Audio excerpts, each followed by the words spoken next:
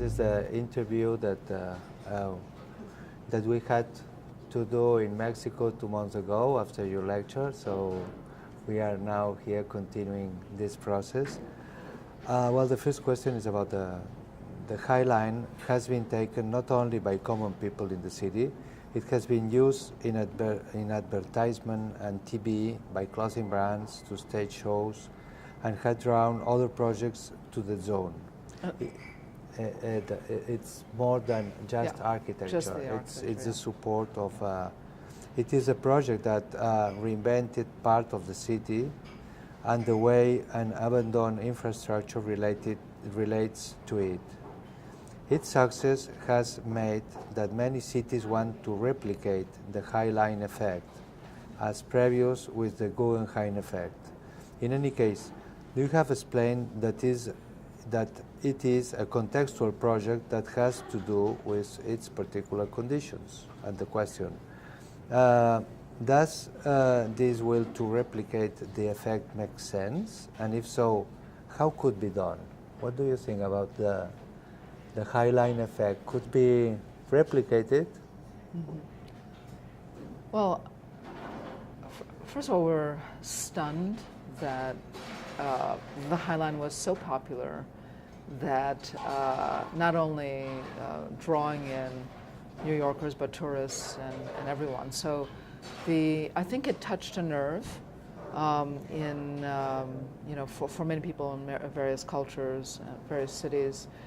And the nerve is something that's beyond the specifics of the High Line, but it has to do with another idea about sustainability. And we have always looked at adaptive reuse of buildings, but a lot of attention has not gone into adaptive reuse of infrastructure, like trains, like bridges, like highways, viaducts, and so forth. And we're not the first ones to do it, but we were the ones, for some reason, that all the attention came to, because the Promenade Plantée did the same thing in Paris years before we did. But because the High Line is such a kind of unique experience of New York, it's such an unexpected gift, and it allows New York to be seen in a different way, unexpected, the unofficial view, not from above, not the skyline view, not the street level view, something that people have not seen. It feels very alternative and unusual, and I think that's what, a lot of what struck the chord. But when this aspiration to rethink urban infrastructure comes in, not every site is the same. Every urban site is going to be different, it's going to have its attributes. I think that the High Line is unique. It has to do with the density of the city. It has to do with this unique place that's underdeveloped in Manhattan, that went through a very strong industrial period, and then in a post-industrial time, it's relatively blank. So all of these factories and storage spaces and chop shops and all of that, basically, and parking lots, open parking lots, are just there. So it was ready for redevelopment. The High Line produced a kind of a center, a kind of backbone for the development to happen. So there was a kind of ecology that was built into that specific part of the city, that specific moment in time, that made it all happen in a kind of ideal way. How that's translated to other parts of the world remains to be seen, because not every piece of reusable infrastructure has the context, has those fabulous views, has the Hudson River, the view of tall buildings, is moving through and inside of buildings.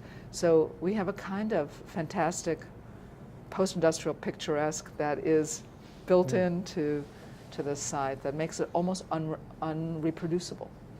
And have you been asked to to clonate, to do some projects in a similar context in other cities? Yes, we've been asked to bid on other projects, and nothing has really worked out with a perfect alignment.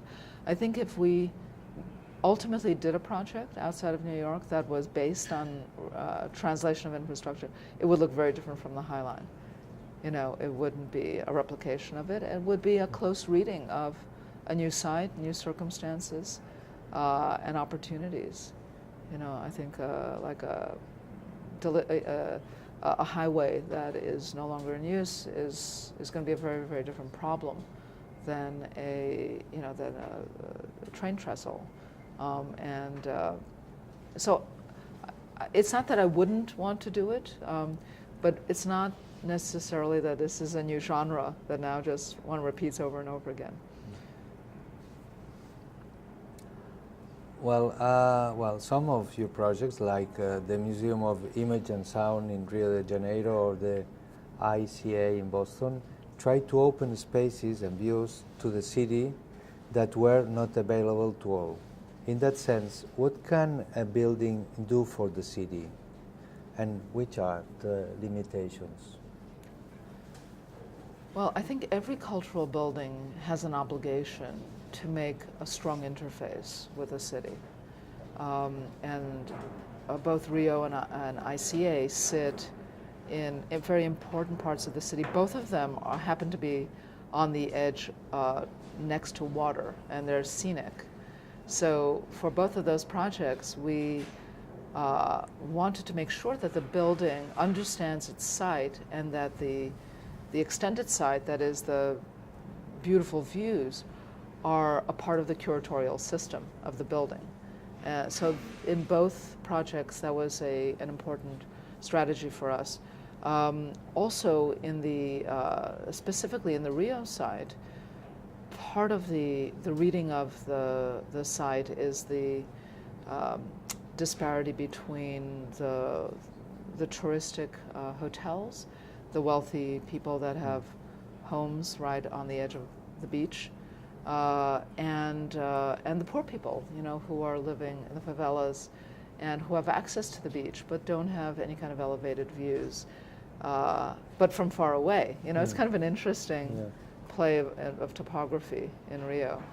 But what we wanted to do was to take this interface between beach culture and city culture, and especially museum culture, and produce an intricacy there that was really very, very particular to that project. So what we did was we intersected the circulation system of the beach with the museum system, all the way from the level of the street all the way to the roof. And the roof is a public space. And there will be free events going on, movies, and also just kind of a great bar, and just the scene. So in that case, it's more than capitalizing on the view. It's really an accessible building. And the message of it is that it brings populations together. For MoMA, right now that we're starting, one of the big motivations is that the museum, and this is really typical of museums, because it's so much about light and light control, sound control for the exhibitions, that museums typically have an opaque relationship to the street. Yeah. And there's maybe a space, maybe at the lobby, where it's more about the congregation of the public. I think MoMA has a very kind of strange set of sequences that what we want to do is just work with the inheritance of what's there, and just amplify it and make it a kind of more consistent with our ethos, and I think truly with the new ethos of MoMA, and to make it more of a kind of a place where the general public can interface with museum activities, maybe that are free, you know, maybe a kind of a bigger generosity. However, MoMA has this huge problem of there are too many people there already. Yeah. But I think with more space, with a better distribution, with different kinds of entrances, we could actually alleviate the problem of the overcrowding, and also make more destinations that are different. But so, you know, to come back to the source of your question, It's really about that cultural buildings have a civic mandate, I believe, to have a kind of intersection with an urban context that's above and beyond the exhibitions they have or the performances they have inside, to make public components that are accessible, free, and that just make a better gesture towards inclusivity.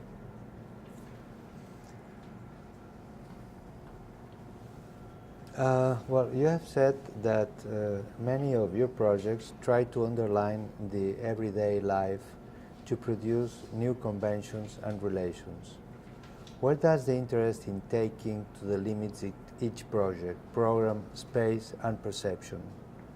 How you try to accommodate the project or expand the project or take the opportunities? Right. Well, we like to, in general, some of our work in the past has been on the analytical side and critical side of let's look at conventions of the everyday and then wake up to these things that we typically sleepwalk through, or we're blinded to these conventions because they're so familiar.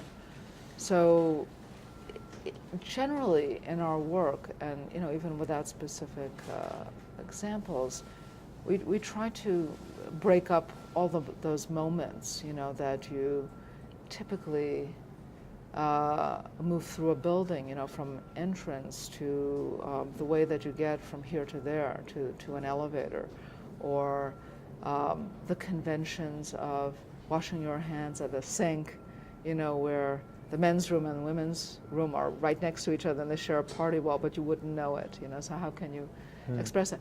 It's often very, very simple things that are details where just by punctuating a condition, you start to pay attention to it a little bit more. And then perhaps by paying attention, your behavior maybe changes a little bit, Perhaps you're just a kind of awareness, perhaps it's a sense of doubt, perhaps it's a sense of appreciation that you wouldn't ordinarily have. This isn't exactly on topic, but close to. On ICA, I'm thinking about the Mediatek, which is dropped from the cantilever, and simply by refocusing the view away from the standard way of framing that space, which is in other parts of the building. We distribute that view in different ways at different times, but in that part, we just edit the context out of the view. So all that's within the view is just the water, the texture of the water. Yeah. And just by doing that, we could see the weather in a different way. We could see the time of day in a different way. And it's a kind of poetic view, but it also is one that sensitizes you to things that you don't normally pay attention to, because when you're looking at the view, it's about the thing optically that's within the frame, and you take in too much. So by censoring out a lot, we can then focus your attention to something. On the High Line, that trick, in a way, that framing of a view in the sunken overlook, it's there, Everyone is seeing that view when you're on top of the High Line, but by making a special space for it, and by framing it in such a way that you don't see other things, you pay attention to the headlights of cars going north. And it's like a totally arbitrary thing to look at, but it's a form of distilling, all of the distractions of life into one small thing. And by doing that, you basically are not so much paying attention to the headlights, you're paying attention to the nothingness of the moment. It's the same thing we do when we look in a fireplace or a lava lamp or something. It's a kind of Zen focus, just on and makes you really think about other things. The fireplace and the TV screen. Also. It's also You're right. And some people watch TV to get into the content. I watch TV because I think it's just, it's like a fireplace. I think about other things when I look at TV. Yeah. I'm not watching. It's just in my view. And Absolutely. at the exclusion of everything else. Yeah. Well, in recent years, the size and scale of your projects has changed. They became more complex. There are more actors involved in their development. How do you deal with the kind of architecture you are interested on? Experimental and in a way confrontational, in face of what seems to be a constant demand for iconic buildings that could lead to a stereotype architecture. How do you keep the Diller Scofidio of the That's a good, I think that's a warning, not a question, right? But first of all, our practice, I don't feel we've ever really departed from the fundamental ethos of the practice, which is critical and also generative, because it's not just critical. How you really take every single opportunity, no matter what its scale, and the opportunities that you produce yourself, which we put a lot of new projects on the table that have no clients, they're just because we want to do them. But each has a different kind of set of circumstances, and you have to really look at the big set of issues, and each project is different. So for example, we just did a project for the Metropolitan Museum, which you should go if you have a chance, on Charles James, fashion designer, couture fashion designer in America. And we looked at that, and this is not our world. Ball gowns are not our world, but we're very interested in looking at, taking our project around the culture of vision and spectatorship, and particularly the relationship between a viewer and an artifact, to work through that space and create a different kind of experiment there, also using electronic opportunities and robotics and so forth.